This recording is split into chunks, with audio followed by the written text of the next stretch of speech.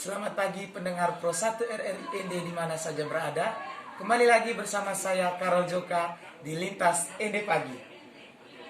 Topik kita pada pagi hari ini kita membahas tentang vaksinasi bagi pelajar di Kabupaten ND. Untuk itu sudah bersama saya Bapak Yohanes Albinus Minggu selaku Ketua PGRI Kabupaten ND. Selamat pagi Bapak. Selamat pagi. Sehat-sehat ya? Ya, salam sehat dan sehat selalu. Oke, baik Bapak. Mengenai vaksinasi bagi pelajar di Kabupaten ND sendiri, berdasarkan data dari Satuan Gugus Tugas Percepatan Penanganan COVID-19 di Kabupaten ND sendiri, ada 35.348 jiwa yang divaksinasi dari penduduk di Kabupaten ND sendiri. Berdasarkan data tersebut belum dijabarkan apakah itu sudah termasuk pelajar dengan usia 12 sampai 17 tahun.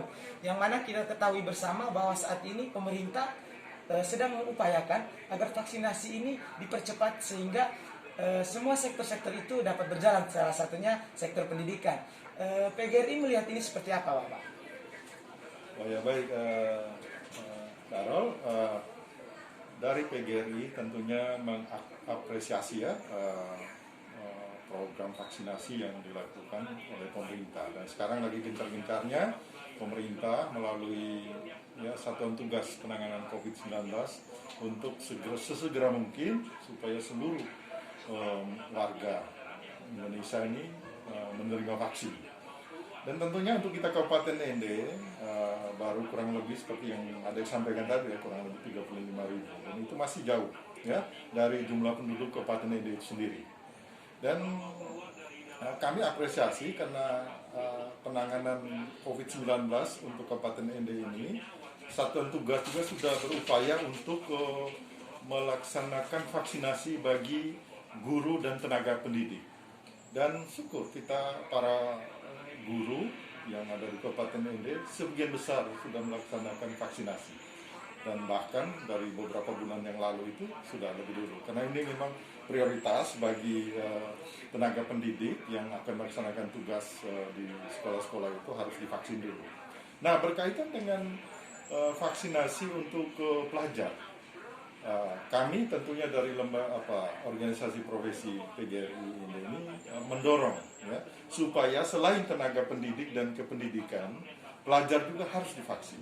Dan ini sesuai dengan arahan Pak Presiden sendiri bahwa vaksinasi harus dilakukan bagi para pelajar. Ya, bagi para pelajar yang notabene bahwa usia 12 tahun ke atas itu boleh dilaksanakan vaksinasi. Dan kemarin koordinasi kami itu dengan Satuan Tugas Penanganan COVID-19 Kabupaten ND melalui sekretaris, Bapak Asisten 1, kita sudah menyerahkan data. Khusus yang di tingkat SMA, SMK ini, kita sudah berikan data jumlah peserta didik di sekolah-sekolah untuk kalau bisa secepatnya dilakukan program vaksinasi bagi pelajar. Itu yang sudah kita lakukan, yaitu koordinasi dengan Satuan Gugus Tugas Penanganan COVID-19 Kabupaten ND. Itu ya. Oke, baik Pak. Menyangkut tentang vaksinasi juga nih Pak. Vaksinasi bagi pelajar itu merupakan salah satu syarat prioritas untuk melakukan proses pembelajaran tatap muka, begitu ya?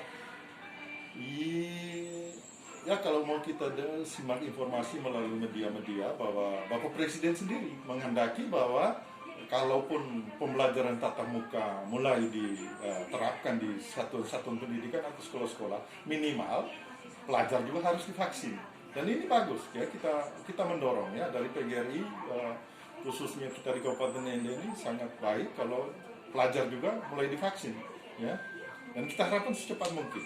Karena kemarin edaran Kabupaten ND itu sudah level 3. Dan di situ edaran Pak Bupati sampaikan bahwa boleh dilaksanakan pembelajaran tatap muka terbatas. Dan untuk itu juga ya pihak sekolah menghendaki supaya juga di sekolah-sekolah disentuh dengan vaksinasi bagi para pelajar. Kita juga mungkin bisa melihat bahwa di antara 35.000 masyarakat Kabupaten ND yang divaksin ini, mungkin di situ juga sudah ada pelajar ya, yang berusia 12 tahun ke atas, karena itu dibolehkan ya. Tapi mungkin presentasinya masih sedikit. Tapi kita dorong terus supaya ada program vaksinasi bagi pelajar, sama seperti daerah-daerah lain. Itu kita berperan ya. Tetapi ketika itu menjadi suatu syarat, saya kira juga tidak. ya kita fleksibel, tetapi tetap minta kepada sekolah-sekolah untuk minta supaya anak-anak patuhi protokol kesehatan, ya, bahwa vaksinasi itu ya, tetapi tetap patuhi protokol kesehatannya, memakai masker, malah sekarang dimintakan untuk 2 lapis, masker medis dan masker kain. Kemudian juga mencuci tangan dengan air yang mengalir dengan sabun atau disinfektan, dan juga jaga jarak, ya, menghindari kerumunan, dan juga jangan dulu ke tempat-tempat keramaian. Dan itu mungkin yang kita lebih dorong kalaupun vaksin, karena untuk vaksin tentunya kita memahami pemerintah, karena pengadaan vaksin dan distribusinya itu tentunya memakan waktu, biaya, dan lain-lain. Kita menunggu, kita dorong supaya lebih cepat program vaksinasi juga di tanah pelajar ini. Oke, baik Pak. Masih mencakup tentang vaksinasi juga nih. Misalkan vaksinasi ini di salah satu sekolah misalkan gitu sudah mencapai 50%. Apakah standar-standar yang sudah dibuat dan tentang protokol kesehatan itu apakah diubah atau mungkin ada semacam perubahan besar begitu setelah divaksin, misalkan mencuci tangan, kemudian memakai masker? Apakah ketika sudah divaksin itu siswa boleh apa begitu ya, bebas begitu, ataukah seperti apa itu PGRI melihat itu? Tentunya saya katakan tadi bahwa vaksin itu adalah salah satu, ya, salah satu upaya untuk mengurangi dampak. Tetapi saya katakan tadi, tetap protokol kesehatan, memakai masker, mencuci tangan, kemudian menjaga jarak, kemudian menghindari kerumunan, dan itu menjadi satu-satunya yang wajib, ya, wajib. Jadi kita harapkan ya peran guru, ya, di sekolah-sekolah, ketika kalaupun nanti sudah vaksin, bahkan kalau bisa sampai 100%, kita jangan katakan oh kita sudah sampai pada kekebalan kelompok. Tidak. Bukan jaminan satu-satunya ketika orang sudah divaksin itu dia sudah bebas, ya, dia sudah bebas, tidak boleh pakai masker dan lain, tidak, ya, tetapi ini, ya, menambah kekebalan dia, imun tubuh kita ketika nanti ada virus yang masuk itu. Tetapi tetap sebelum dia masuk kita harus menjaga dulu, memakai masker, mencuci tangan, dan lain-lain. Jadi jangan euforia ketika sudah divaksin oleh anak-anak kita di sekolah, ya, dianggap sudah bebas. Tidak. Ya, tetap kita harapkan peran kepala sekolah, bapak ibu guru di sekolah, tetap kalaupun pembelajaran tatap muka mematuhi protokol kesehatan. Dan ini penting, ya. Mari kita kerjasama, ya, mendukung program pemerintah ini, ya. Kiranya ya pandemi ini cepat berlalu. Kan kesian anak-anak sekolah yang seharusnya dia harus belajar di sekolah, sekarang juga harus, kan banyak masalah, ya, bagi anak-anak kita. Ya, saya kira itu. Oke. Ya. Oke, baik. Tadi Bapak sempat sampaikan bahwa Bapak bersama PGRI bahkan di SMA sekarang sudah memberikan data begitu ke Bapak Sekretaris Satuan Gugus Tugas COVID-19 di Kabupaten ND, Bapak Asisten 1 begitu.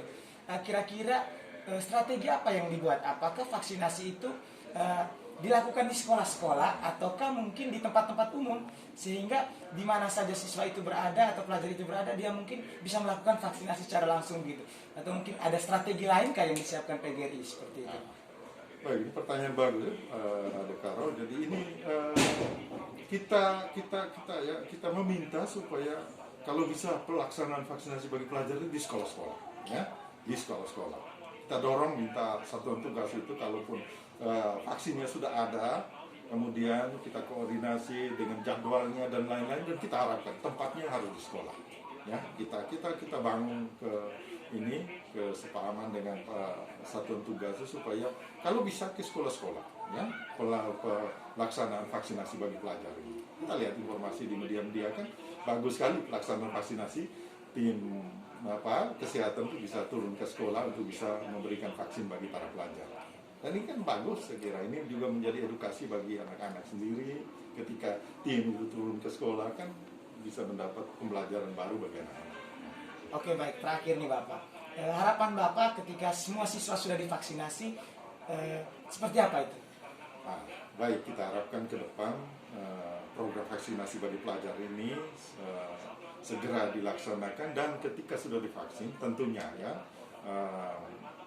para ahli katakan, epidemiologi katakan kalau pun sudah divaksin tentunya ada timbul kekebalan kelompok, ya, kekebalan kelompok. Dan itu kita harapkan ketika sudah divaksin dan situasi penanganan COVID itu sudah berjalan baik, tentunya pembelajaran secara normal itu bisa dilaksanakan. Kita harapkan, ya, kita dorong, ya, kita bersama-sama bergandengan tangan, ya, baik satuan tugas, tugas kesehatan, ya, masyarakat, ya, pemerhati pendidikan, ya, semua stakeholder lainnya untuk bisa berpartisipasi dalam rangka untuk bisa mensukseskan program ini. Sehingga ke depan apa yang kita harapkan? Kekebalan kelompok, ya, herd community, kemudian juga dampak terakhir bahwa pembelajaran bisa berjalan dengan baik, kemudian juga sektor-sektor lain bisa berjalan, dan pemulihan-pemulihan berkaitan berbagai bidang, ekonomi, pendidikan, sosial, budaya, apa-apapun bisa berjalan baik. Nah, ini yang kita harapkan ke depan itu. Gitu saja. Oke, baik, terima kasih Bapak atas waktunya sudah bersama Pro 1 RRI ND. Salam sehat, tetap semangat ya. Oke. Ya, terima kasih. Salam sehat untuk kita semua. Pendengar program RRI ND di mana saja berada, baru saja kita bersama Ketua PGRI Kabupaten ND, Bapak Yohanes Albinus Minggu.